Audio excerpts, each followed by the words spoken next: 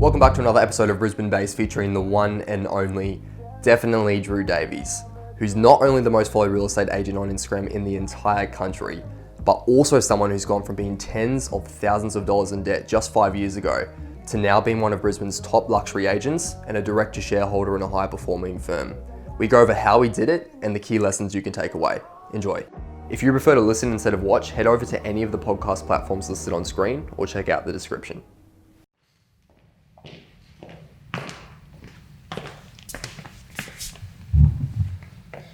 Drew Davies.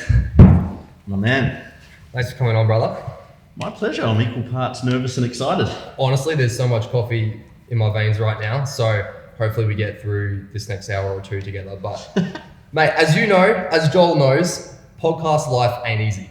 So it's taken a lot more effort, time and consideration than we first sort of anticipated. And one of the problems that we face every time we film is like, where do we do it? And so, funny story, Drew and I yesterday were spitballing trying to figure out where to do this today. And we ended up just deferring to putting a story on Instagram. And one of your clients, Braden from Zephyr Industries, said, why don't you do it at Belfort here? So here we are, 15 Tower Street in Ascot. For anyone who's listening instead of watching, what are these people missing out on? One of the finest offerings in Ascot at the moment. You know, you're talking one of the biggest homes. You've got 900 square meters under roof here, and you know, perfectly positioned to walk to Ascot State School. Yeah, it's essentially a brand new home on over 1,000 square meter block. It's amazing. It's probably definitely one of Brisbane's most iconic homes now, given all the marketing and the press it's had recently. So pumped to be here, man, and pumped to do what is really your first proper interview. Because you've done a few podcasts, but nothing like this before, man. So I'm really excited. And you know me better than anyone, so it scares me. It's honest. Well, the pressure's on me because I feel like this has got to be an absolute banger. But we'll see where we get to. And I guess I anticipate the majority of the people watching, they're going to know who you are or be familiar, but there'll probably be a select handful who don't. For those people, just give us the 30-second spiel on who's Drew Davies and what are you up to currently. I'm a real estate agent, man. There's nothing more to it than that. I'm a real estate agent with a family, and those two things absorb every hour of my day, every week. There's nothing more exciting than that. And I really want to take this end to end because I think I've heard so many stories. We've spent so much time together, just shooting the shit in the car and whatnot. And I've heard so much, and I feel like I need to do it justice by going end to end. And so if we're going to go end to end, we need to start at the beginning. All right. And the beginning for you is actually back in New Zealand. I don't think. Are we going there? We're going there. We're confessing. We're confessing I'm these a Kiwi. things. You're a Kiwi, especially when the All Blacks play, right? That's the only time I admit it. Yeah. That's the only time I like to admit it. Yeah, we can go there. Let's start there. We're going to go there. But one thing I really, really respect about you is that you didn't come from a super wealthy family. You came from super humble beginnings. You didn't have family connections to leverage off of. You didn't have family money to leverage off of. Everything you've sort of achieved today has just been manifested from hard work because you came to this country knowing no one, essentially. And so take us back to your time growing up in New Zealand, the household that you did and your parents. Bring us into the household and what was it like growing up there? Yeah, I mean, so mum was a house cleaner, dad was an artist, so there wasn't a lot of money. I'm sure anyone who's is an artist knows that. Only child. I was probably at the poorer end of the scale. I mean, there's plenty of people who start their lives in a worse position than me. I'm grateful for what I had, but it was, nothing out of the ordinary, but, we had to go to op shops for our school uniforms and things like that. So, would you say that it's not adversity, but it kind of is in a way? Would you say coming from that background, has that been for the better for your business career? I mean, putting that chip on your shoulder almost. Did it make you hungry to want to be successful, or was that not even a thought? Has that not been a conscious thought that you've had? It definitely helped cultivate the person I am. I mean, how could it not? Yeah. But look, I mean, there are plenty of successful people that come from successful families. So I don't think I don't think the way I grew up was any sort of facilitator of where I am now. But it definitely, I've got chips on my shoulders, I have had in the past, because a lot of the people that I hung around growing up were from wealthy families. They were from a more affluent background. So being around that definitely I had to put on this persona to keep up, and I probably kept that persona for far too much of my life. I reckon that's the perfect storm though. Coming from not so much and having a taste of everything else, it almost makes you be like, why don't I have that? And why can't I have that in my life? And I thought I couldn't for a long time. That's Yeah. the thing. I mean, right up until when I got into real estate, I didn't think any of that was even possible. So a lot of people say, oh, you're born with it, or you have to, in your 20s explore these things. But I certainly didn't. I was lazy for a long time. And growing up, you actually had a pretty diverse range of interests. You were up to a whole lot of things.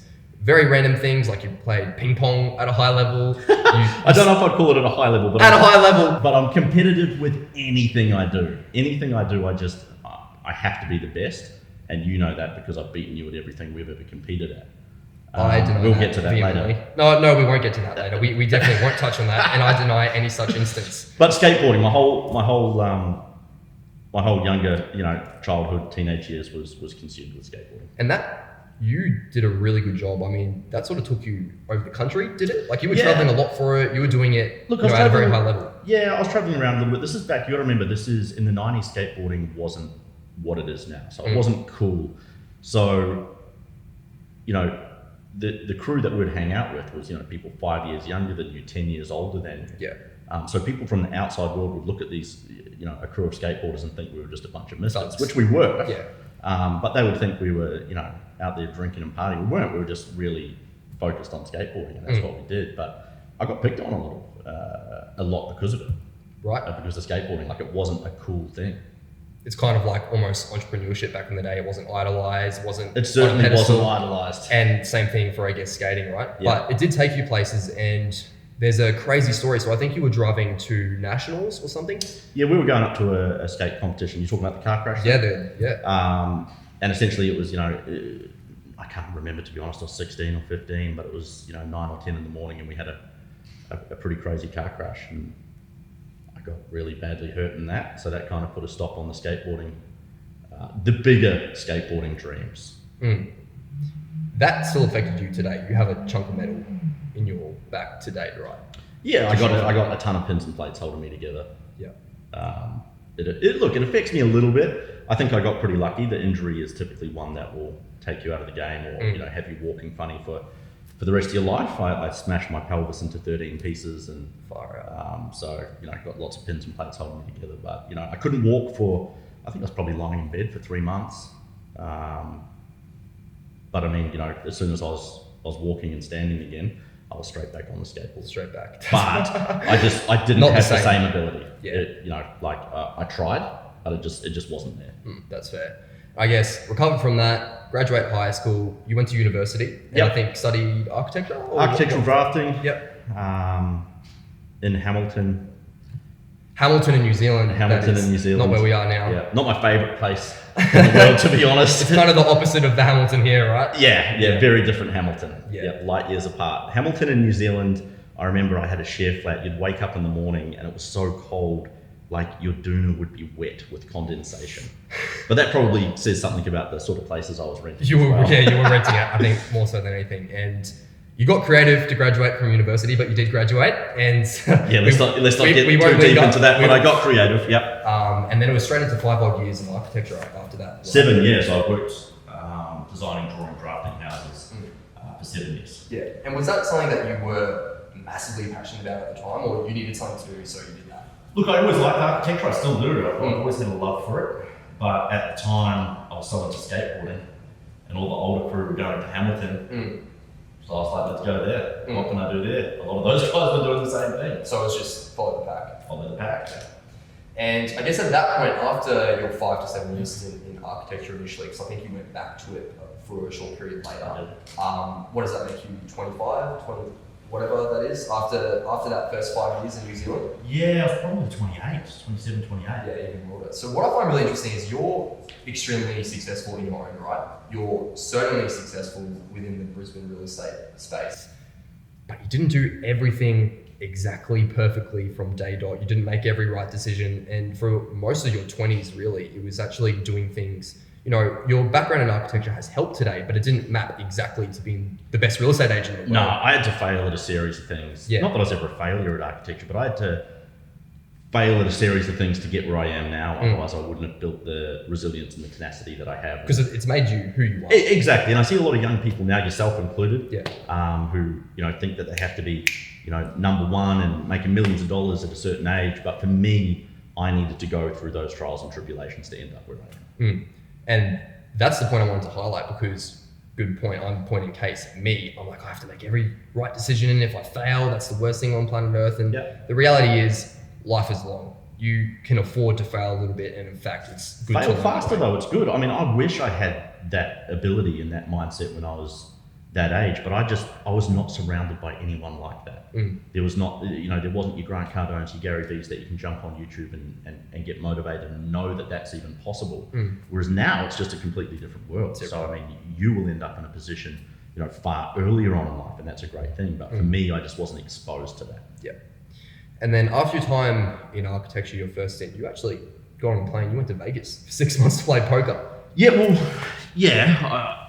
Maybe not quite like that, but you did end up in Vegas, right? Yeah, if we paraphrase, that's what happened. I mean, I went there for a week's holiday, 6 nights holiday, and I loved it so much. And I met a girl on the last night that I was there, and I literally, I was really upset to leave. I loved Vegas that much, and I got back to New Zealand and thought, stuff it, I'll jump on a plane and go back. And you went back. And I went back, just took every dollar I had, which wasn't a lot, and went back to play poker. That's awesome. I was playing a lot of poker at the time. Yeah. And I remember the second time we ever sat down for coffee, it was before my first full day work experience with you at View. And you were sort of saying, we were talking about this, and you were like, look, poker actually taught me quite a bit, particularly bankroll management, because it correlates so well with real estate, because every month you may earn nothing, or you may earn 6 figures the next month.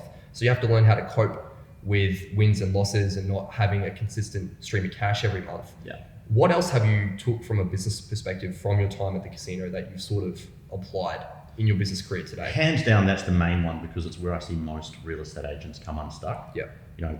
It is a roller coaster, and sometimes it's very hard to iron out those ups and downs as much as we try. But you and I know, especially when you work the high end, you can go various amounts of time without selling and without earning that money. So I earned that very early on in poker, because I would see people just go completely bust all the time that were great poker players, had a great skill set, but their only downfall was bankroll management. They couldn't, they'd make more money, so they'd play higher stakes, but the higher stakes is not necessarily where the money is earned. So I just adopted that same, I was always very good at that. I've always been very cautious with, I would never put everything on the line. Not risk averse, I'm happy to take risk. But just, you have to analyze each situation differently. Yeah, and I have seen that evident right throughout the time I've spent with you. It's constantly, you're always analyzing what's the highest percentage play, what's low risk, limited downside, maximum upside. That's been a theme. And that all comes from poker. poker. Yeah. And one other thing, I mean, on the topic of risk, I think you were saying recently on a podcast that one of your biggest regrets was not setting bigger goals. And I guess part and parcel with that is taking on more risk to reach bigger. Is that something you wish you did a little bit earlier on? Absolutely. Without a doubt. I mean, my advice to anyone is take risk now and take on as much as you can, as long as it's good risk. Like, you've got to work hard enough to see the opportunities and then decide which risks are worth taking. But I think for me, poker especially, that skill set has probably helped me the most in real estate out of any of my prior experience. Wow. With anyone or anything. That's crazy. Without a doubt. And then after your time in Vegas, I don't know, I think you had to leave after 6 months, right? I think you told me you got forced out. We don't get forced out, but you have to leave. And then you came to, I don't know if it was straight away, but you came to Australia shortly afterwards. Yeah, I had a friend that I grew up with. Yeah. And he'd moved from New Zealand to Brisbane, and he said, mate, come live with me in Brisbane instead of going home. I was like, yeah, cool. Turns out Brisbane was Ipswich.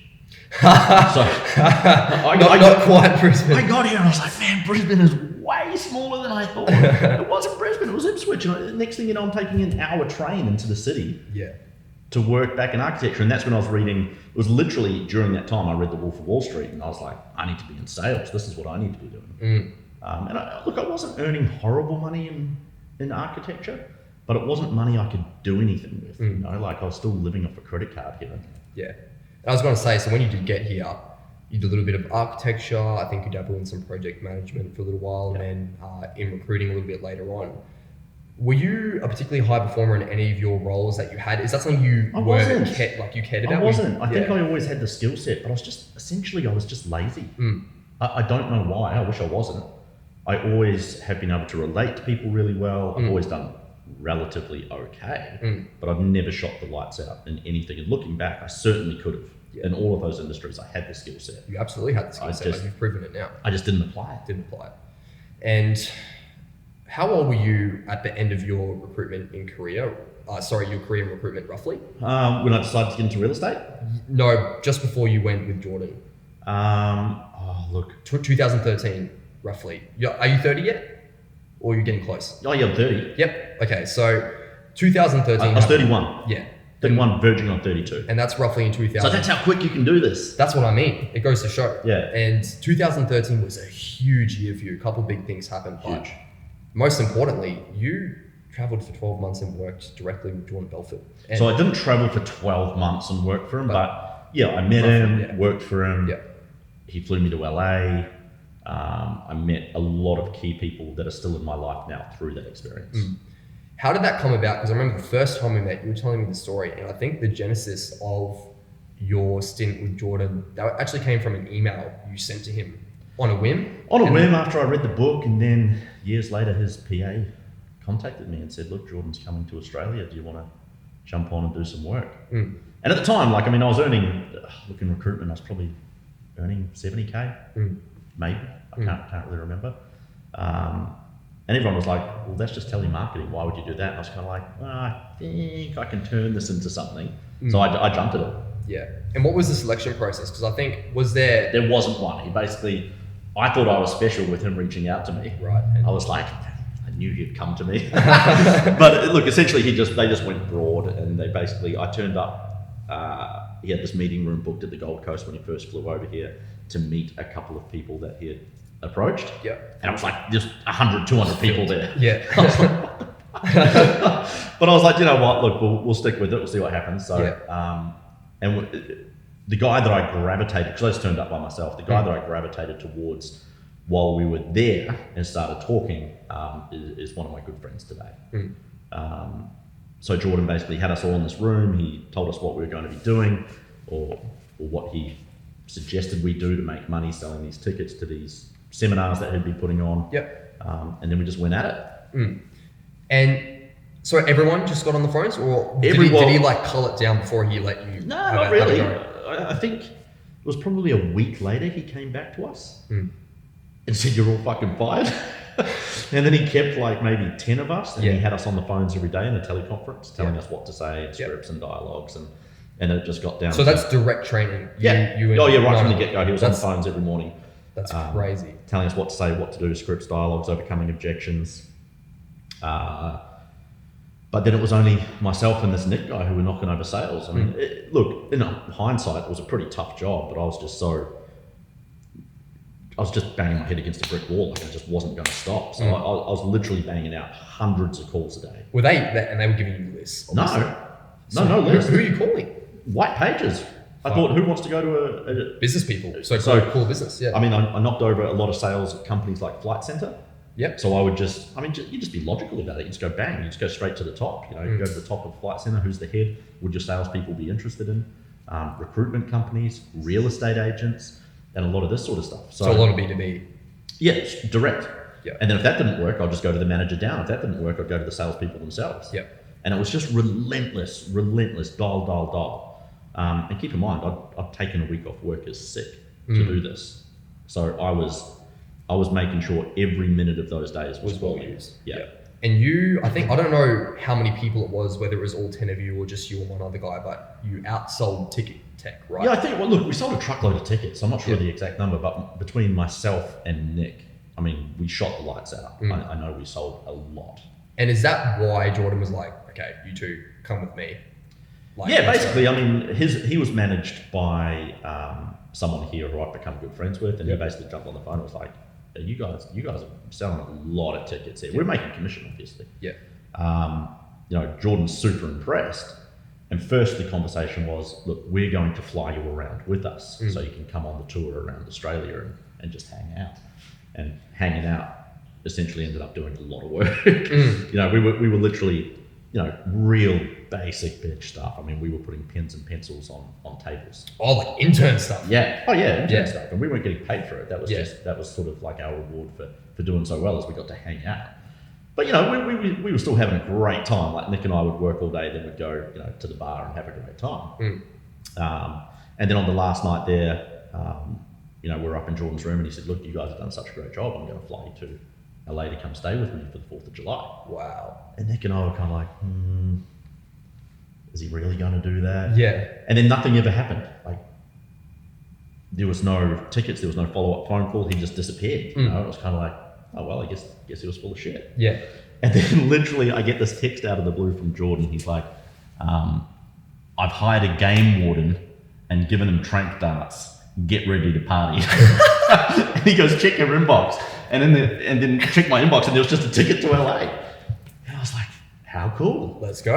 And it was literally for like the next day. Yeah. So I get to the airport and Nick's there. So he lives on, semi-permanent, lives on the Gold Coast. So we met at the airport. Didn't even have a visa. So one of the air hostesses freaked out and did it all for us on our phones. And it was on that flight to LA that I really got to know Nick properly, because we weren't working. We were just hanging out.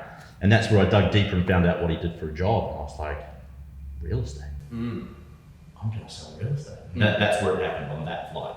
Incredible. And during your time in LA, obviously there was a lot of crazy partying and stuff, but there was some cool stuff as well. I think he introduced you to Leonardo DiCaprio briefly. Yeah, briefly. I mean, I'm very grateful for that experience, because that opened the doors to a lot of people that I now know. But yeah, he introed us to Leo. Like, he got Leo to do basically a favor. Yeah. And he put us in a limo, sent us off to a club, Bootsy Bellows. I think it's still around today. And we got the VIP booth in the club. And then, you know, he had arranged for Leo to turn up at a certain point in the night and come and hang with us. By that point, we were having such a good time by ourselves, and the people we had met, we were literally not interested. Whatever, Leo. Yeah, pretty much. I think Leo was a bit sort of like, he's like, okay, waste of time. I'll just leave. Yeah. So would you say that 12 months, you know, of course, of 2013, did that change your life? Would you say? Look, of course it did, but it certainly wasn't some sort of bang, you know, life's changed. If anything, it was kind of a peak. And then afterwards it just like dropped off, and I was kind of, you know, because you come back to Australia, I'd quit my job once I was in LA. You know, I'd got on the phone and say, I quit, I'm becoming a real estate agent. And then I got back to Brisbane and sort of reality hits. I don't know anyone in real estate. Not really. No one I can ask for a job. Yeah. I don't have a real estate license. Now I don't have a job or any money. I've got a credit card. All of a sudden you're in a bit of trouble. A bit of trouble. So it was kind of sink or swim, and I sunk. I didn't know what to do, and it literally got to a point where it was like, oh, that guy who's come to a couple of parties at my house owns a real estate company, and I'll ask him. Yeah. I asked him, and he's like, yeah, sure, take a seat. That's how it happened. That's how it happened. So let's backtrack for half a sec, because I really want to unpack that flight where you sort of psyche altered and you're like, I want to get into real estate. So what happened on that fateful plane ride? A lot of beer. A lot of beer. And it just blew my mind. So I'm 31 at the time. I think Nick was 24. Yeah. And he just seemed like crazy to me. His phone was always beeping. He was selling stuff on eBay over here. He was selling real estate over here. So Nick lives in China, sells stuff. Oh, that's the guy who did the acrylic nails and Yeah. So basically, he's an Aussie dude, but lives in China, selling house and land packages and Rochdale and all over the show to the Chinese back there. Yep. And he was kind of talking me through what he earned, and I was just like, what? How? Yeah. This sort of money's available? Like, I just didn't comprehend. I was like, well, that sort of money's for CEOs who have spent their whole life studying Or and doctors and, or lawyers. So that's what did it. I was just like, that's it. I'm getting into real estate. Let's go. That's it for me. And back to that poker thing, I was still playing poker to get by and supplement jobs and what so have you. It's only when I started selling real estate that I haven't played poker again. I played once the other night, like you know. Yeah, casually. Yeah. Because real estate was the opportunity. I mean, what got me into real estate is you can make a phone call, and that phone call can lead to a meeting that leads to a sale, that leads to a commission check that is reasonable for someone to earn in a year, and you're earning in the course of a week, a month, or whatever. People don't get it. They know it, but they don't get it. That's the next life-changing. phone call could change your life, and you don't know it's going to change your life. Look at what happened with a couple of the off-market sales we made. One phone call, and it essentially changed the course of both of our careers. Well, there's been multiple steps, but they all come from one phone call. Everyone knows it. No one does it. Now, paint me the picture. I want to backtrack a little bit. So you were sort of alluding to it, but you're back in Brisbane. You don't know anyone. You managed to get yourself a seat at a boutique agency. Yep. Your financial situation. You said you didn't have much money, but I don't think people know, but you really went for it. I mean, you went to debt for this job. Yeah, I think. Talk us through it. After I got back from LA, I literally think I had $2,000. Yeah. I borrowed, I think it was $8,000 or $10,000 off my mum. I'm like, Mum, at 31 years old, that's a tough thing to do. It's not something anyone wants to do. And my mum does not have a lot of money. Neither of my parents have it. It's not like, just so that's not grand. a casual couple of thousand. That's a lot. Oh yeah, that's everything. Yeah. So I said, look, Mum, this is what I'm doing. I'm going to make a real go of it.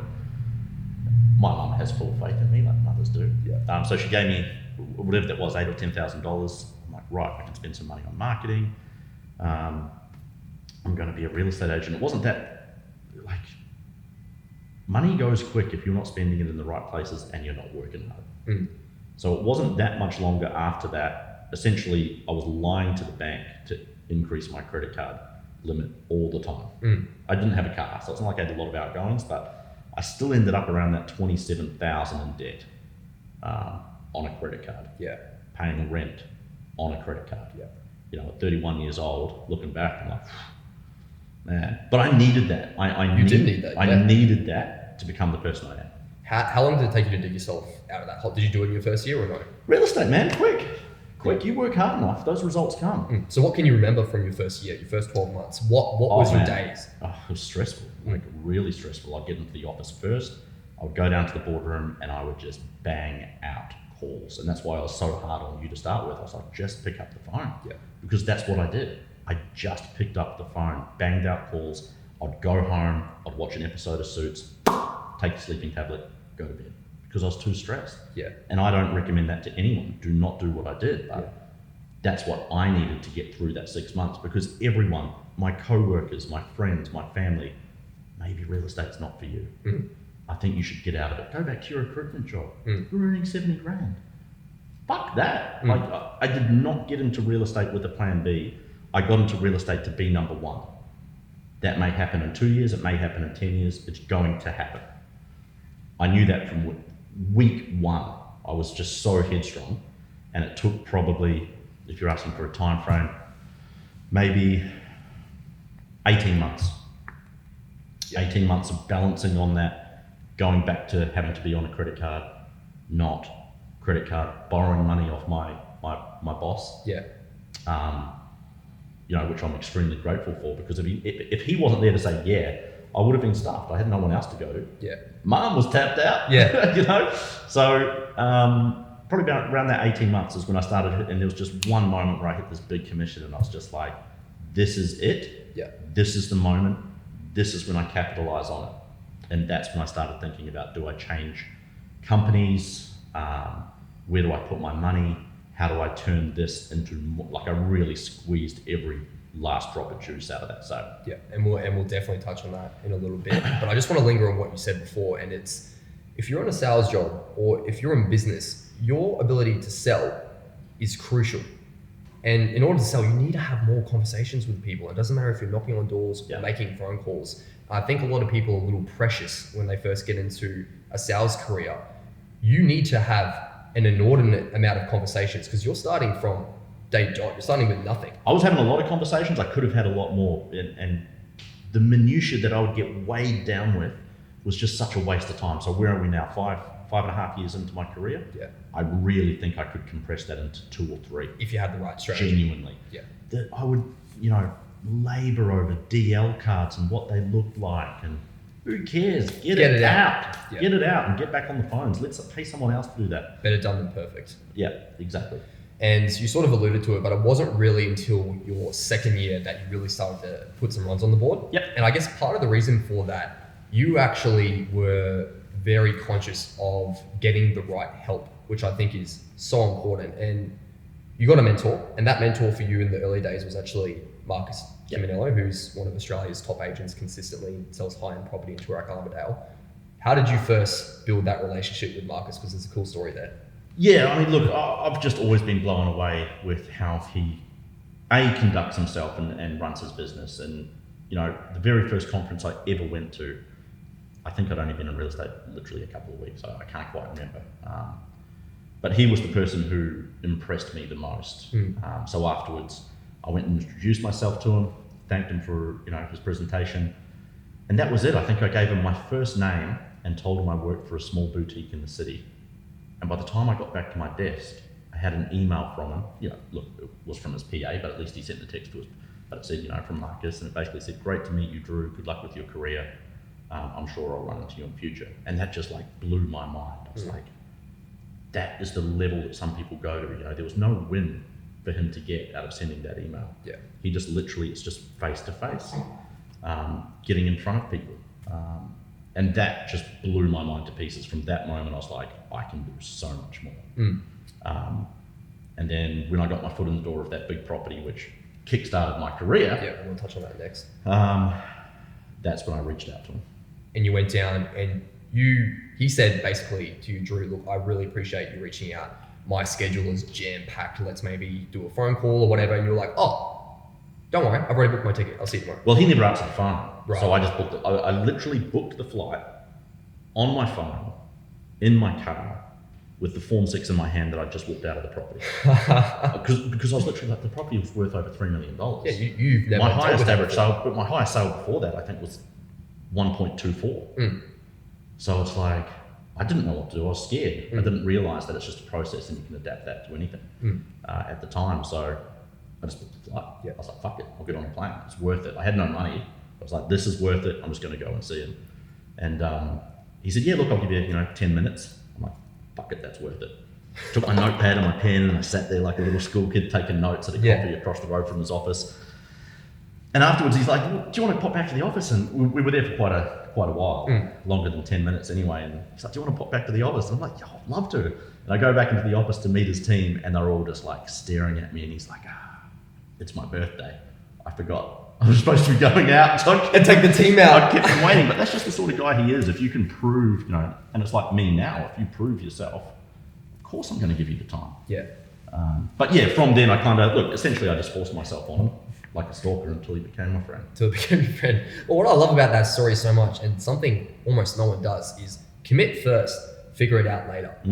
We didn't know where we were filming this until very late yesterday. We didn't know where we were going to do that in the house until this morning. The location we thought we were going to do didn't work.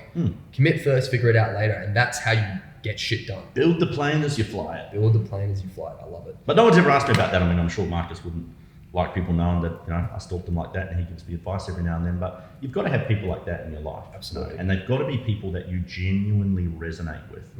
I see far too many people, especially in real estate, they'll ask 10 different people the same question, get 10 different answers, and kind of do a combination of all of them, or even worse, do none of them, and do what they wanted to do in the first place, which is usually the easiest and laziest option.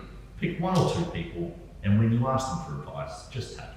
Because, and funny you say that, because if you listen to everyone, not just in real estate, but outside of that, you talked about the Gary Vees and the Grant Cardones of the world. To take that example, Gary Vee and Grant Cardone sometimes have directly opposing views. So if you're listening to both of them, you're just going to get confused. Of course. So pick one or maybe two mentors who are somewhat aligned, and then take that direction, because there's so many paths to success, and the last thing you want to do is confuse and convolute it. I completely agree. I've got a couple of go-to people in real estate, and I'm lucky enough that my very small group of friends I would all consider mentors in some regard and in some aspect of my life. Now, this first big sale. So first and foremost, this piece of business in Hamilton, which was the area that you were trying to get into. I always wanted to be Hamilton Ascot. And by the way, for everyone, we're talking about Hamilton and Brisbane here. Yeah. So this property was worth over $3 million. It was your first luxury listing. How'd you get it? How'd you sell it? So I was selling because I had no car. Yeah. When I got into You still have no car now? No, I had a car then. Right. When I first got Oh, that's into right. You had the retail, BMW. I had the Beamer, which I lied To get get. the loan for. Yes, you did. To get. You told me that. So I was selling apartments in the city, and the reason I chose the city, or the reason it was so easy, because with no car, I could just walk to all my appointments. Yeah. It made sense. Like even the agents in the office were like, "You don't have a car. What are you going to do?" Yeah. I'm like, I literally looked out the window and was like, "Oh, I'll sell in that building." And that's how it started. So we'll try and make this as short as possible. But I was selling a $500,000 apartment. On that level in the block, I knew the one next door was the big front river facing 3-bedroom. It was a nice apartment. Yeah. So every time I would have an open home or show it, I would go and knock on the door, and no one would answer, or I'd drop something under the door. I caught her once. It was an older couple, and she'd peek out the door, and I'd be like, "Hey," she'd close the door, and then one day she just said, "Oh, hi, do you want to come and take a look?" So I went and took a look through. And it was about 6 months after that, they listed the property with me. We marketed the property. I sold that for a knockout price. I think the highest price for that property, or for that floor plan, was around the 1.1. Wow. And I got 1.24. Yep. And that was doing, I basically told them I'd do social media. Now we're talking way back in 2014, 15, probably 14. People are not au fait with social media. That's left to field. Way left to field, especially when you're talking about Instagram and property. Yeah. And it sold. So it kind of blew their mind. They were kind of like, "Who is this guy?" "What is he? He's a magician." The strategy. Smarter, not harder, he's mate. a wizard. So they were like, "Oh, look, can you talk to our daughter? She's trying to sell her property in Hamilton." And I was just like, the hairs stood up on the back of my neck. I was like, "Hamilton." And I was like, "What's the address?" And she told me, and I Googled it, and I was just like, "Holy shit, it's got a glass sparkle." Like, my mind was blown. I'd never been in a property this cool. Yeah. So anyway, I went and took a walk through, and she was already listed with another agent. And I had never basically sign jumped a property. I don't even know if I'd sold a house at that stage. I can't remember, but I don't think I had. So I was nervous. We just struck up a bit of a relationship where she probably thought, "Oh, this guy having a crack." Yeah. And then, over the course of the next few weeks, she ended up starting to call me. "Drew, what do you think about this to do with my campaign? What do you think about that? How do you think I could do this better?" And I was like, "We're onto something here." And then she rang me one evening and just said, "Drew, are you ever going to ask for my business?" That alone changed how I did business from there on out. But we'll get back to that. And I said, I can be there in 10 minutes. Went over, signed it up, and that is... and then plane ticket. And that was it. So I ended up basically, again, social media, Facebook, targeting, and that's just when sort of sponsoring had come in. Yep. Utilised that. I ended up selling it to the first person I showed through the property. It was just a very arduous process. But here's the thing, you always, in your gut, knew they were the buyer. From day one. What I hate about you, and what is very frustrating about Drew, is his intuition to knowing who is a buyer, who is not a buyer, and who is the buyer is so on point. And we play these games all the time, and I have got it wrong occasionally. Oh, occasionally, but come on. But it's amazing. You have an uncanny ability to pick someone who's going to buy that property.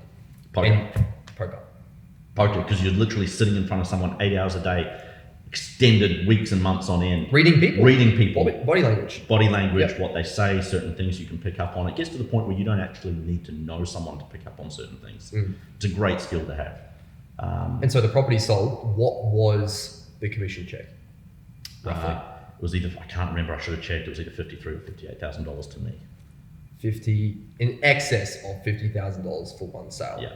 What did that mean to you at the time? Blew my mind to pieces. That's when I was still on the border. Literally every month I was like, am I going to be able to make my car repayment? Because if I don't, I'm out of options. I can't go to my mum anymore. Tapped her out, that was my fault. Can't go to my friend and boss anymore. He's been rolling me money that I've been paying back on credit debit.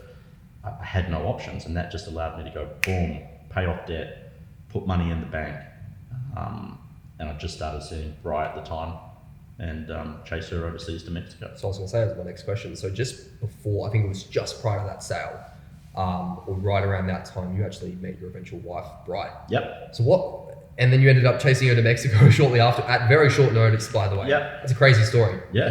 Tell us about it. We all know the story. You've probably heard it on other podcasts, but she stalked me on Instagram. Captured audience. You can say captured audience. I can say what I want. Sorry, Bri. Well, look, I'm sure she would agree. She just, probably saw me on Instagram and just fell in love. I don't blame her. No, but we just started liking each other. You know how it goes. Yeah. You like each other's photos. Yep. You send a DM. Yeah. I had a girlfriend at the time.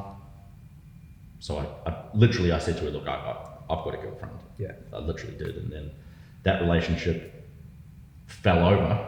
And literally that next day, she sent me a message. Do you still have a girlfriend? Should we get some ice cream? I was like, I love ice cream. And your timing's excellent. Your timing is excellent. So then we started seeing each other. Yeah. And I think from that day, she already had a holiday booked to go to Mexico. And then, as we started seeing each other 2-3 weeks later, she's like, you should come to Mexico. I'm like, babe, I'm a bachelor. Yeah. I'm not going anywhere. Yeah. Playing the cool card, and then, she got on the plane, she left, and I woke up the next day, and we'd seen each other every day. And I woke up the next day, and I'm kind of like, Gotta go. well, what do I do? Yeah. I feel odd. Yeah. I don't have this girl that I've been hanging out with every day. I'm not seeing her at night. What do I do? And my housemate who was living with Jason was kind of like, dude, you're a broken man. I was like, and then she rang me 3 days into a holiday crying and was like, I miss you. And that was my opportunity. I was like, don't worry, I'll come and see you. I'm doing you a favor. Don't worry about it. Look, it's like, I'll come and see you. I'll help you out. I'm a nice guy. Yeah, so that's how that happened. And on a plane, Mexico. Literally, that phone call happened. I booked a flight, and I think that was at 4 in the Arvo, and I was on the flight 6 a.m. the next morning. You and flights and spontaneous decisions. I can't plan ahead. You can't plan ahead. I can't plan ahead. Oh, I know that. That's why I have people like you, man. Exactly. That's my downfall. I'm very good at here and now. Yeah.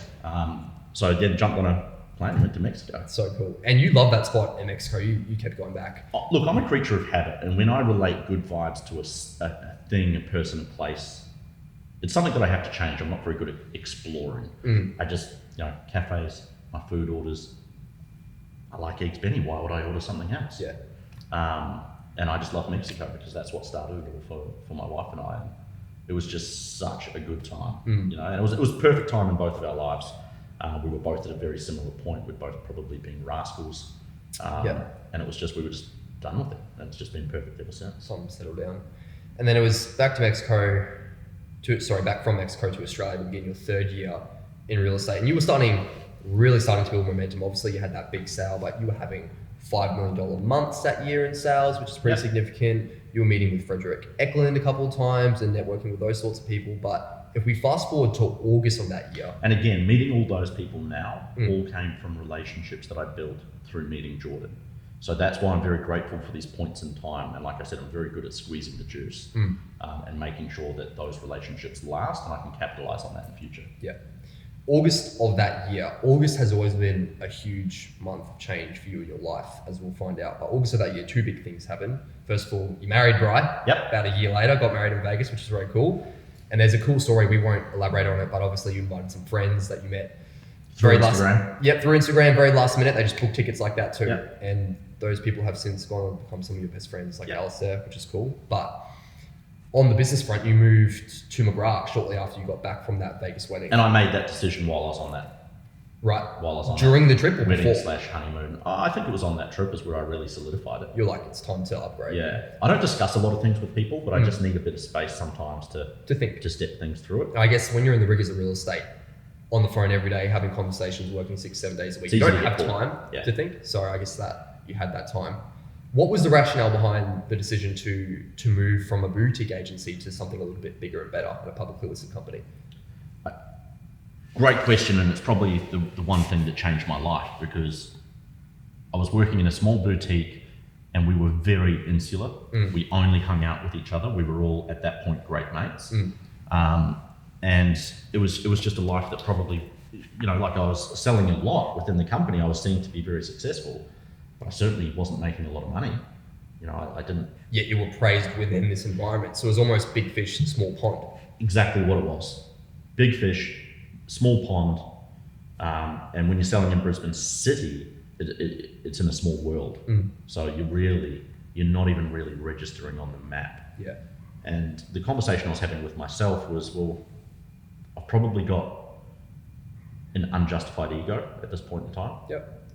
I was probably in, and keep in mind, this is before I met Brian. I was having these conversations with myself. Unjustified ego.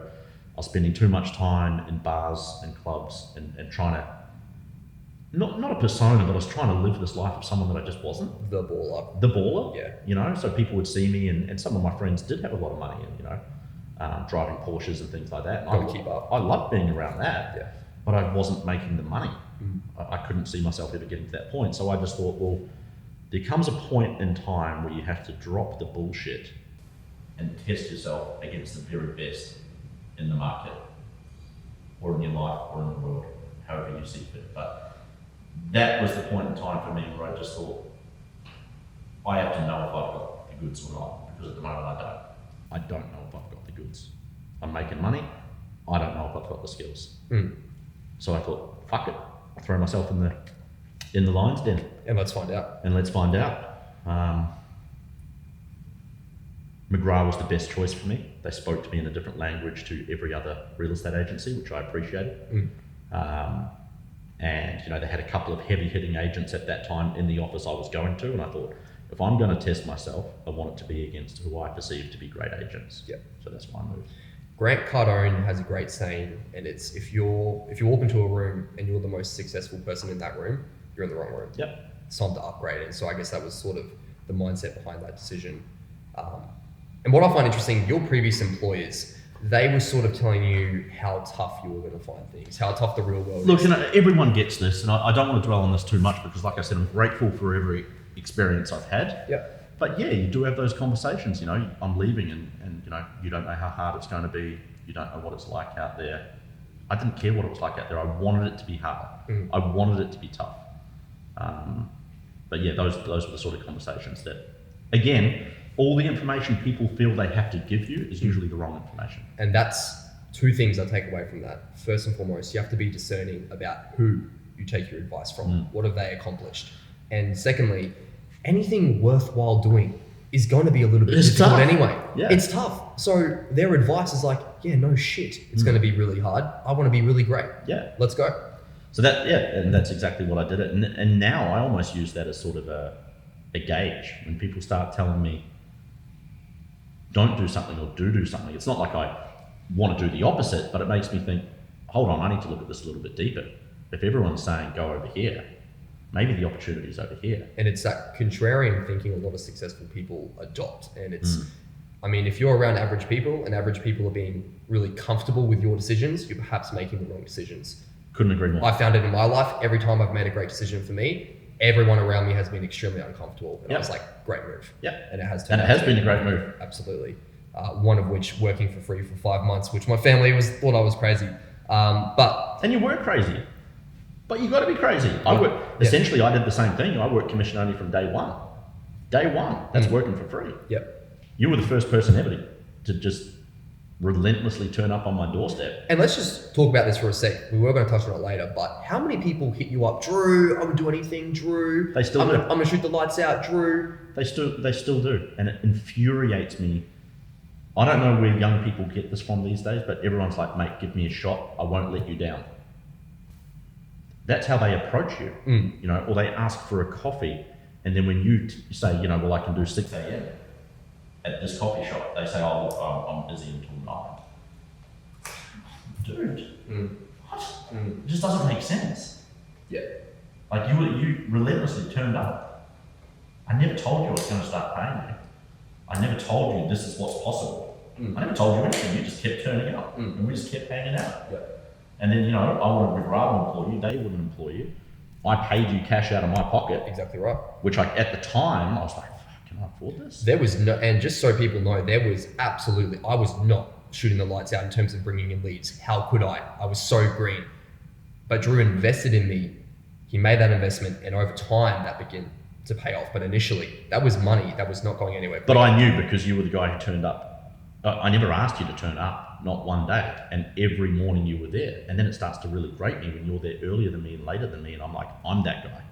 I'm the guy there early and late. And now you're turning up early and late and studying. I'm like, that's something you don't see in people. And when you do see it in people, I'm willing to throw everything at it. And so after a short while at McGrath, before I came into the picture, you put on your first associate. Yep. Advice for small business owners looking to recruit talent into their business, because every time when you're bringing on someone and you're so small, they have to be so versatile, wear so many hats, but more importantly, that's a big investment. And if it's the wrong investment, it's costly. What have you learned about attracting the right people for small business? I don't know if I've been through the process enough to be able to give advice. I certainly got it right with you, but I think a lot of that is to do with us as personalities. Yeah. And I think where it's gotten wrong in the past, not that it went wrong with anyone else, but it was just personalities. You know, I don't necessarily manage, but I'll lead. And if someone's not aligned with how I lead, then that's always going to cause friction. I'm very, everyone wants to do things differently. They think they've got a smarter way, even if they're not successful. Why are you over there doing that when this is the path that I've already knocked up the losses? Learn it. Just follow the path. It's there. You just follow what's there, and you win. And you just jumped on that and did it, and guess what? You win. So I don't know. I hire based on personality. I mean, I would be quite happy to hire another one of you if I saw the same traits in someone else. Yeah. It's a very. Someone can sit there and say, "I'm great. I'm good. I sold this." I don't really care. I want to know how your home life looks. I want to know what time you get up, what routines you have. Yeah. Are you diligent? Do you have structure?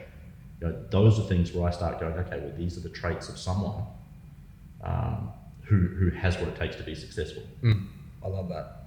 Now, continuing with the story, 1 year after getting married, you actually had Harvey in the next August, I think it was 2017. What a spectacular accident. Oh, and then later Frankie, right? So what I wanted to ask Accident number two. Accident number two. What have you learned from fatherhood? Has it changed your perspective on life? No, it's the most difficult thing in the world, but what have I learned from fatherhood? That there's more to life. It sounds cliche, but I am one of these, and I still am so focused on being successful.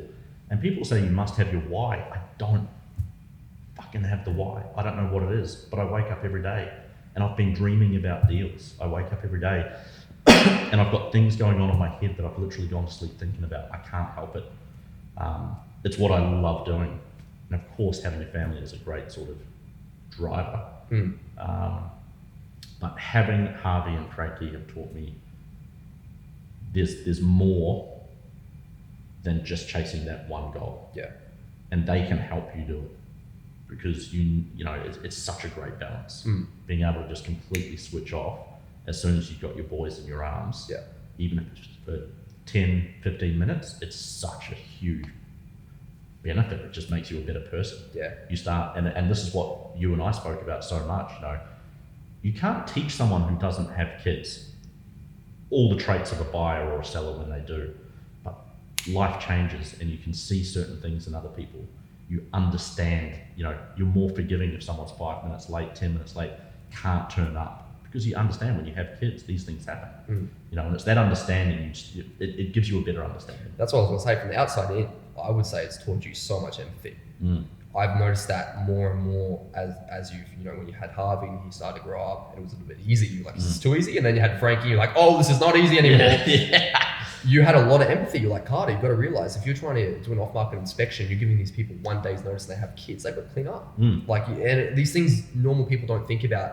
For other people who have kids, it's sort of that empathy and that understanding of, almost human psychology and things like that. It certainly made me a better person. I was a bit, not heartless, but I certainly was a bit cutthroat in regards to, we're here to sell and this is what we do. And, there's more to it. You're doing these things for a reason. Yeah. And usually that's to help a family get where they need to be. Yeah. And I don't want to linger on it, but I think a lot of people can learn a lot from what happened between yourself and me. And also in August of that year, when you had Harvey, I shortly afterwards sent you a cold email out of the blue just asking for work experience. And a couple of coffees later and whatnot, I was coming to the office. But from your perspective, what happened over that 5-6 months? And what did I do well that other people can take from in order to get their foot? You know, if people want a certain job, for example, sometimes you can just go and get that job if you're prepared to do it for free for a little while. I mean, what can people learn from what happened there and what did happen? So you did all the things no one else is willing to do. Everyone wants to talk the talk, no one walks it. No one. Everyone wants the chance first before they feel they have to prove themselves. Whereas in real estate, if you're getting into real estate, if you don't have any experience, you have to prove, you're the one who has everything to prove. You know, that no one's just going to throw you a bone. You have to prove that you are worth taking the chance. And I didn't even have to do that with you because you just kept turning up. But first and foremost, I mean, the email you wrote me was, you know, I don't think you were necessarily asking for work. You were just, you know, you showed vulnerability. You showed that you were, you know, what you could offer me and how you could assist my business, and why you chose me. And that's very important because you could have sent that to 50 different people and just changed your first name. But I knew you didn't. Yeah. And I didn't have to ask you that. I knew it from the way that was constructed. I knew that you were, even at surface level, tied into what I was doing.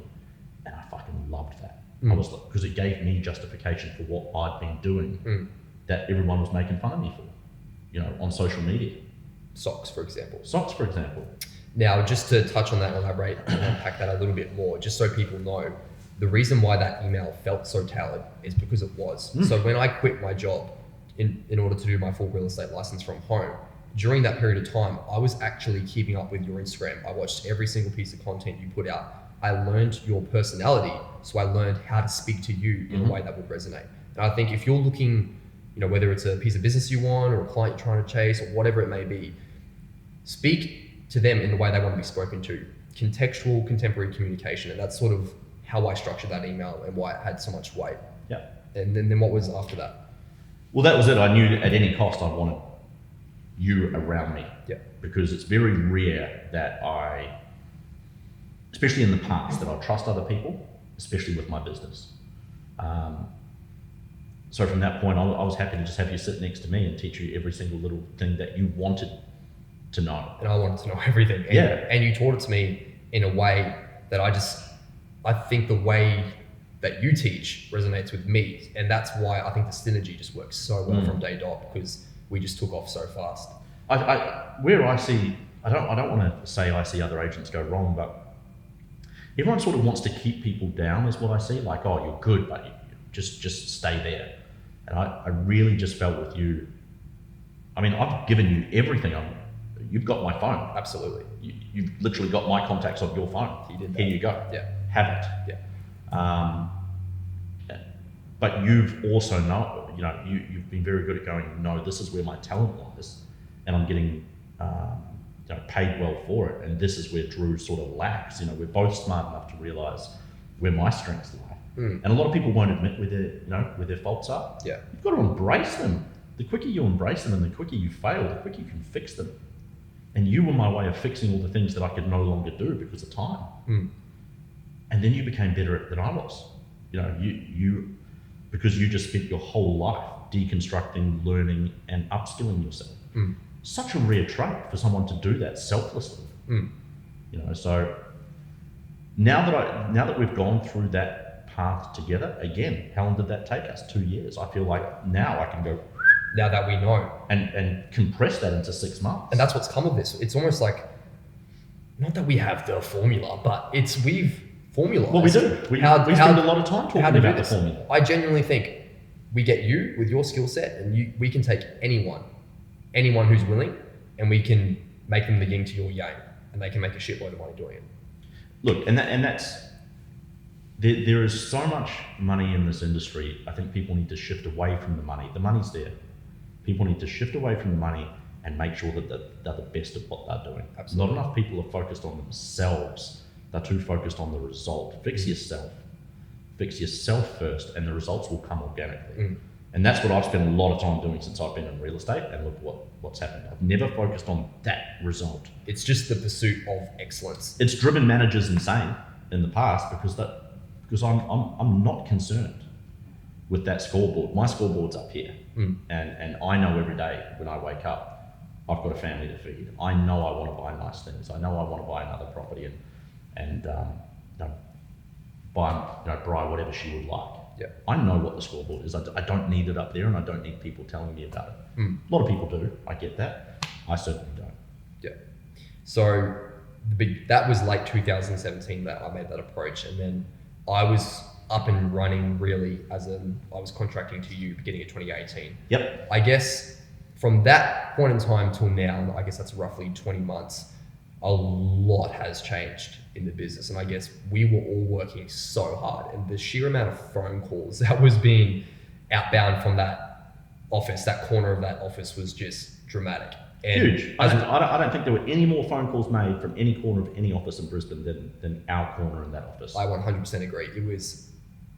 I was doing 250 dials when I was doing cold calls, and that's because people weren't picking up. But this is the thing, people talk these crazy numbers, and it's all bullshit. Yeah, like we did it. How many notepads have you gone through? Because you've logged every call, every single call. So that's what people, if people want to know and be like, oh, Carter, you're full of shit. All right, I've written down every single phone call I've ever made in real estate. I sit at my desk, I write down the name of the person I call, and there's just pages and book. I literally have a book dedicated to writing down these names.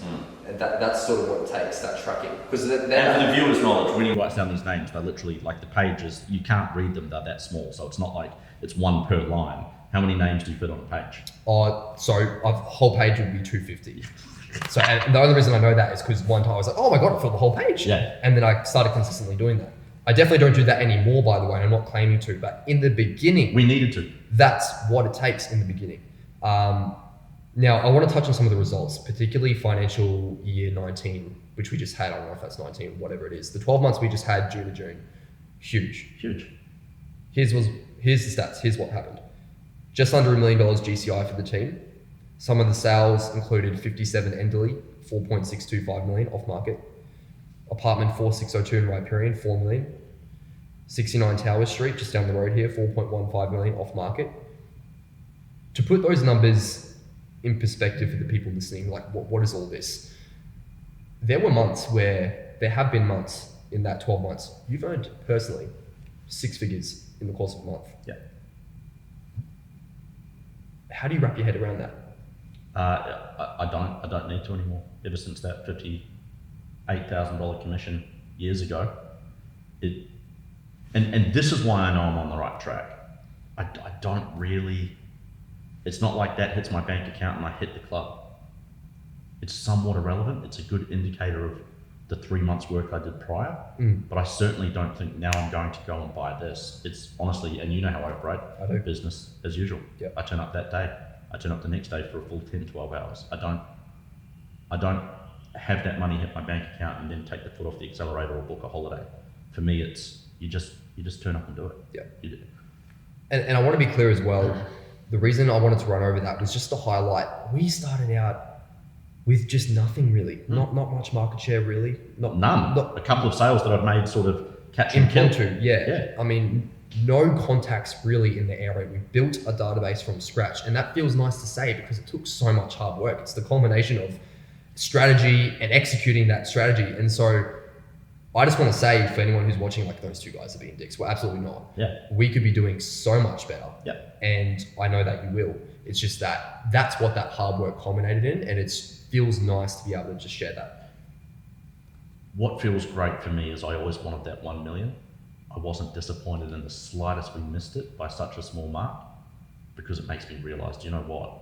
With all the hard work we've done creating the structure and the formula, 2 is possible, 3 is possible. Absolutely. Easily, you know. 1 was the wrong target.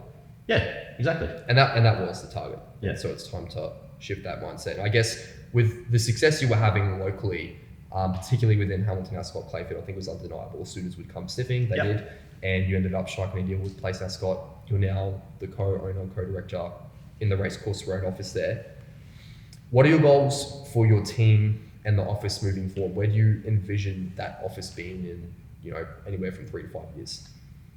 Number one in 2 years. Huge. Number one in 2 years. Goals always change, and people are so focused on what are your goals, write them down, review them every day. I review my goals all the time, but they change all the time because as my skill set grows, my goals change, my priorities change. I think that's okay. You don't have to have one goal and strive towards that one goal. When I sat in that seat, first and foremost, my goal was, business as usual. I sit down, I focus on, my team, and we build a lot of money. But even it's hard not to get wound up in the office. It's hard not to get emotionally invested in other people. I want everyone to succeed. And then I start realizing, do you know what? I'm happy to invest in these other people. I want the whole office to be on board with being number one. Yeah. I genuinely feel it's a movement. I want it to be a movement. Yeah. And as you sort of alluded to, in order to get to that spot of being number one, no doubt you're going to need good people, and lots of them, in addition to the good people who are already there. For those who have seen this, or maybe they've been curious about the industry already, and they're like, okay, I kind of want to take a stab at this. What does it take from your perspective to be really damn successful in real estate? Don't take a stab at it. Burn every bridge. Burn every single bridge. Don't listen to your family. Don't listen to your friends. If you do that, you can't not succeed. There's a few cornerstones of real estate that you need to adhere to. You wrap that up with a lot of hard work. It's that simple. Look at some of the most successful people in real estate. They're not geniuses. They don't need to be, but they're great people and they work hard. Let's talk social media to change things up a little bit. So you created your Instagram account in 2013. I think that's around about the time the platform was first introduced anyway. Yep. 10,000 followers around 2016, roughly.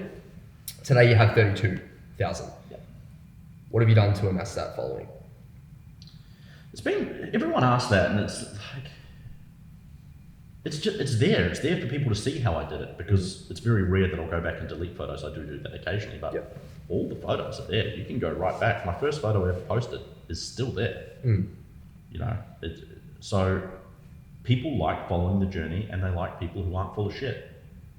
And if you lay your journey out for people to see, you curate nice photos. See, people think that can be ostentatious. It's not. I've just always had an interest in photography. I love photography. I love art. Always have. Because, and as you touched on, your father has a background of being an artist, so it's sort of. I've grown up with it. I love photography. So for me, I get to combine. I'm lucky. I get to combine somewhat of a hobby with my work. But people appreciate seeing the journey, and no one can call bullshit on me. No one. Because everything we've spoken about is on my social media. It's documented. I was not trying to be someone I wasn't 5 years ago. I was happy to lay it all out on the line. I photographed my socks because it's the only thing I could really afford that was cool at the time. I was like, new pair of socks, awesome. Yeah. And then I was like, how do I make that more interesting? Coffee cup. Yeah. And that was before the coffee selfie. It's not like I invented it, but that was before everyone was doing sort of the. Yeah. And people picked up on it. People liked it. People followed me. People have been asking me questions since day one. I always write back. Always, even if it's haters, and I get a lot of them sending me rude messages, I'll write back. Yeah. Because it's engagement. Still. It's engagement. And you Don't can give me time. And you can very easily turn someone who's a quote unquote hater into someone who's. I do all the time. These people are paying me. Yeah. They're just paying me in attention. It's the same thing. Money, attention, whatever. Pay me in whatever you want. It all ends up at dollars in the end. Yeah. And I think one thing you learned very early on, I think this was thanks to Sean Burley in part, but whilst you had the mindset of, okay, I'm going to document the journey, you can always document it a bit nicer. And part of that is getting a good camera, which he encouraged you to do. And so you made that investment in, a camera and a lens, and guys, it's not cheap, I've done it. And that helped you to sort of create better content that's more visually interesting to look at. You've got to surround yourself with people who are ahead of the curve. Sean reached out to me because I was taking photos of socks, and he had an interest in a sock company at the time. So he moved to Brisbane, sent me a message, let's meet up for a coffee. We did. At that time, he probably had 5,000 more followers than me, maybe 10. Yeah. And he was like, oh mate, I'm thinking about buying a nice camera, and this company reached out to me, and I said, I can't remember what it was, but I was like, this is way back then. Like, companies are reaching out to you on Instagram. I'm like, okay. So then next minute he did buy a nice camera. Then he did start getting these contra deals with people. And I'm like, man, I'm jumping on that bandwagon. Yeah. And when it's just the same old story. I bought a nice camera and people are like, how much was the camera? I'm like, $1,000 plus $1,000 for the lens. And people are like, for Instagram, you're an idiot. And to put that into perspective, today, you've worked with the likes of U-Foods, BMW, Marriott Hotel, and then, you're getting paid very healthy sums to take, in some instances, 1 photo or 3 photos. Yeah. And that, let's suffice to say, that camera has more than paid itself off. Of course it does. And But you have to make the investment. You have to make the investment. And guess what? All those people who made fun of me back then are asking me what camera I use now. And I'm never the one to say I told you so. I'm happy to be made fun of, because when people are making fun of you, you're doing something no one else is. Yeah. So bring it on. So it ties back to that contrarian thinking. If they're uncomfortable, perhaps you're on the right I always track. want to be leading. Yeah. I want to be leading, and leading feels uncomfortable, and people will poke fun at you, which they always have with me. That's when I know I'm doing the right thing. And the beauty of leading, though, you can be wrong. You can be on your own path, on the totally wrong direction, and that's almost the beauty in it. You can go wrong. And guess what? So just when I jumped to McGrath and I thought I'm going to throw myself in the lion's den and test myself against these great agents, I was happy. My thought process was, I'm going to give this a red hot crack for 5 years. If I end up broke, I'm completely happy to walk away from it and just go back to a normal job. Because you tried. You had a crack. Because at least I could have said then, I've tried it, and I would have been happy walking away. Yeah. And that 5 years isn't up yet since I jumped, so who knows where it'll end up. I'm going to be the first person to stick my hand up and say, fuck, that didn't work out. Yeah. Because I don't care. Yeah. I don't care. I want to get to a point where I can say I did everything I could to make that a success. Yeah. That's what is important to me. Yeah. And on the topic of leading and innovating, we won't touch on it too deeply, but obviously you started, or were one of the first to pioneer the concept of making property content specifically for Instagram. Originally the tile, the 1 minute video, and then now starting to look into the story space as well, as that's been underutilized. So it's interesting to see that you've sort of taken that approach. But on another train of thought, what are some of the benefits that you've noticed from social media in your life that tangibly point to say, well, that was thanks to my Instagram? Everything in my life. I Pretty should get powerful. an Instagram tattoo. No, I mean, legitimately, Instagram. Yeah. My wife, Instagram. The 2 other staff members that I've hired, Instagram. Everything. You tell me what else. It's endless. It will really. I've kind of made a few here, but wife, team, leads and sales, collaborations with brands. And that's an important one. But people, I don't want people to ask me advice who are in real estate going down the route of, well, I want to work with these companies. That should never be the goal. What these companies pay me is, it's not about what they pay me. I just need them to pay me a certain amount so I can justify it. But taking that hour or 2 hours out of my day to get that piece of content is never going to pay what real estate does. No. It's a downgrade. What's important to me is aligning myself with the brand. So I say no to a lot of stuff, a lot. But when BMW comes knocking through their marketing company and says, we want to send you a car for a week, take a few photos, I'm like, that is a brilliant, that makes sense to my followers. It's a good mesh of, it's a good synergy. Yeah. So you've got to be very careful. You see some people, nothing's worse than the term influencer. I hate it. I'm not an influencer. These people, like, everyone's been asking me what makeup I'm wearing. No one's asking you. No one. Not one person is asking. No one cares. Yeah. I mean, we talk about it all the time. You can have someone with millions of followers, tag you in a story. You're not going to pick up any followers. That's not how this works. No. It's got to be contextual. It's got to be contextual. They've got to buy into you as a person. Yeah. No one's buying into you unless they can see the story. You can't tell the story in an hour, in a day, in a week. It's over time. It's over time. And as I was recently at that National Chiefs conference last week, and Kerwin Ray was talking about, it's actually, they can refine it down to a number, and it's 20 exposures from 20 different pieces of content on the phone. 20 exposures, that's what builds that level of familiarity and trust. It used to be 7. Used to be 7, now it's 20. Times are changing. It's crazy, and social media is just the best way to do that. You hit them here, and here. You can do it all in 5 minutes from your phone. Yep. Doesn't excuse you from picking up the phone. I hope to God every agent out there thinks social media is a solution. It's not. It's a supplement. It's a supplement. And it's a supplement you are not going to see immediate returns on. As with anything that is ultimately effective though, or for the most part. You want results, you do the things no one else does. Another hardest thing.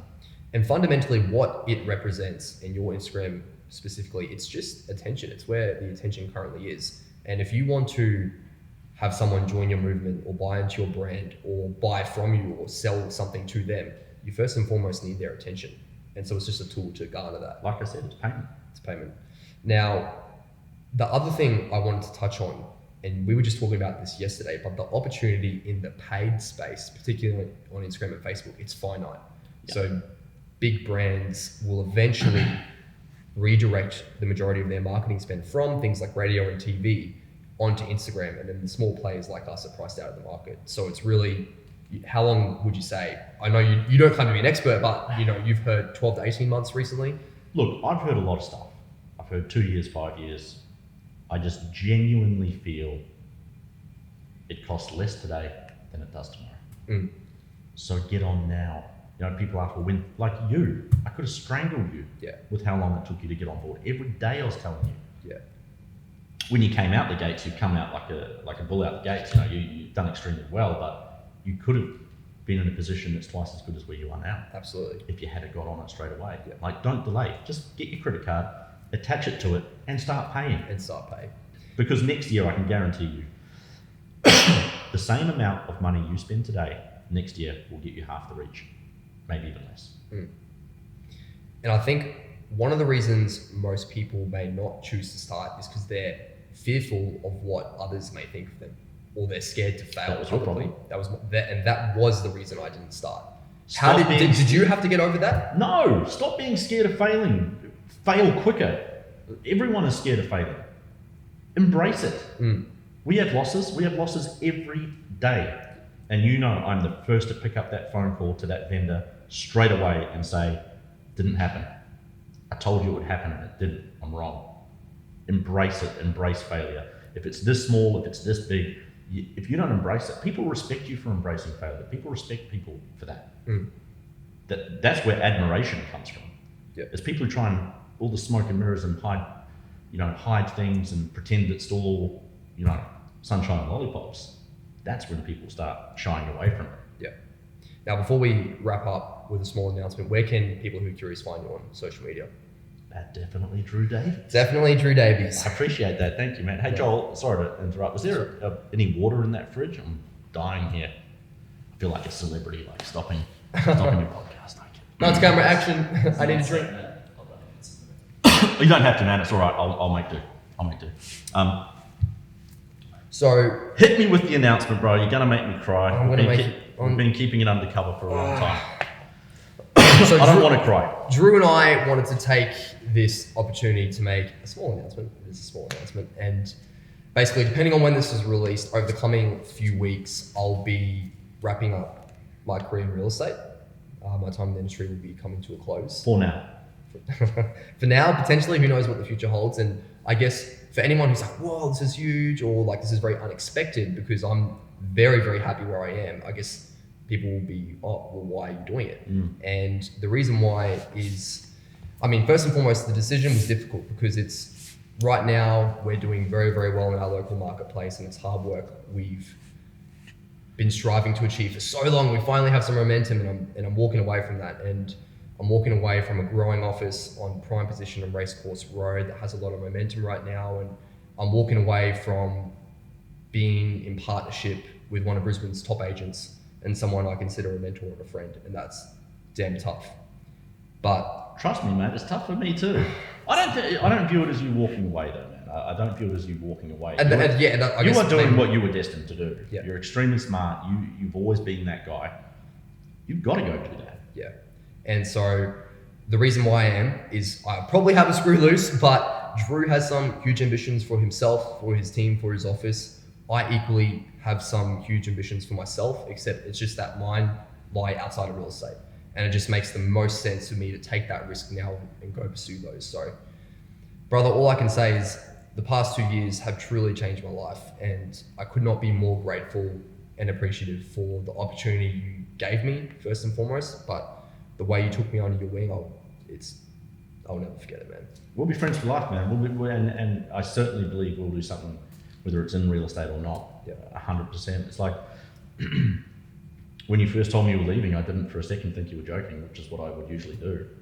And I've never tried to get you to stay because I knew that about you from day one. And the best thing for me to do is the hardest thing to do. Yeah. And that's wish you all the best, man. Yeah. Offer you any support I can. It sucks for me. Sky's the man. I couldn't ask for a better response though. So thank you, bro. It sucks for me because whoever comes into this team is going to do well. And I'll love them, trust them, embrace them. But you go everywhere with me. I'm more concerned for our clients that are what's going on here? Everyone knows us, Batman and Robin, Batman and Batman. Yeah.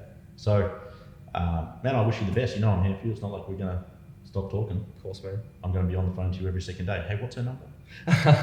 Oh, I don't doubt it, bro. But for anyone who's looking to get into the industry, or if you're in the industry and you don't perhaps feel you're getting the support you deserve, I can tell you right now what Drew and Pat are doing at the racecourse office. It's something that is very exciting to be a part of. And I would just encourage you to pick up the phone if you're curious and start having that conversation. You won't regret it. Brother, thanks for coming on the show. My boy.